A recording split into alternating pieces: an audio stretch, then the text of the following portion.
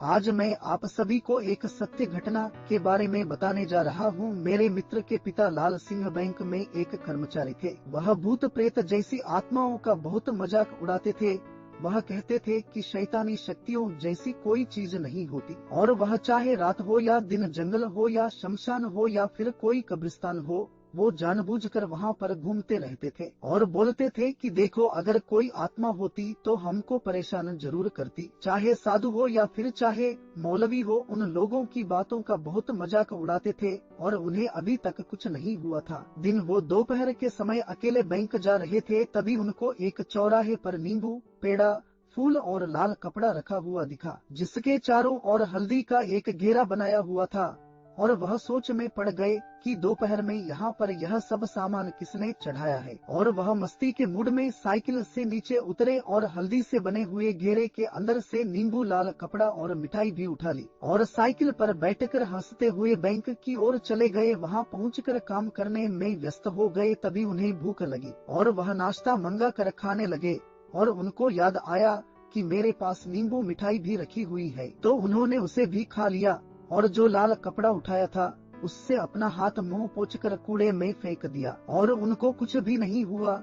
जैसे जैसे दिन ढलने लगा, रात होने लगी, वैसे उनका सिर भारी होने लगा और वह घर आ गए। रात में बजते ही वे जोर जोर से कभी हंसते और कभी रोते और यहाँ तक कि वे अपना कपड़ा फाड़ देते थे या फिर अपने आप को कैंची या चाकू से चाहे गला चाहे हाथ भी काटने लगते। एक दिन तो वह इतना हद कर दिए कि वह अपने गले में फांसी का फंदा लगाकर खड़े हो गए। तब उनकी पत्नी ने उन्हें देख लिया और छुड़ाया। उनसे पूछने लगी, अरे आपको क्या हो गया जो आप ऐसी वैसी हरकतें करने लग गए? तो वे कुछ नहीं बोले, जैसे कोई पागल कोई बात को सुन रहा हो। उनकी औरत परेशान होकर डॉक्टर के घर पहुंची और उनका इलाज करने को कहा। हालांकि डॉक्टर को बीमारी समझ में नहीं आई, फिर भी वह उनको ग्लूकोज की बोतलें चढ़ाना चालू कर दिए। धीरे धीरे कुछ दिन बीतते गए। लाल सिंह की तबीयत मानो कैंसर के मरीज से भी बदतर हो गई। तब उनकी पत्नी ने उन्हें एक अघोरी बाबा को दिखाया और अघोरी की समझ में सारी बातें आ गई। उसने कहा